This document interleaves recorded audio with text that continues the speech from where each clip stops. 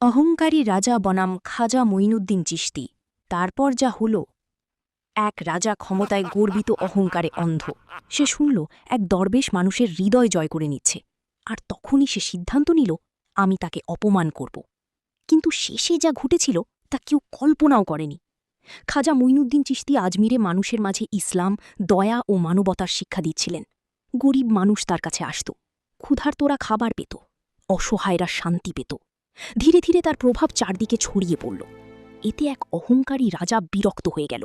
সে ভাবল, এক সাধারণ দরবেশের এত সম্মান কেন? রাজা রাগে বলল, আমি দেখব তার কত শক্তি আছে। রাজা তার সৈন্য নিয়ে খাজা সাহেবের সামনে এলো। সবাই ভয় পাচ্ছিল, কিন্তু খাজা সাহেব, তিনি শান্ত, মাথা নিচু, আল্লাহর জিকিরে মগ্ন।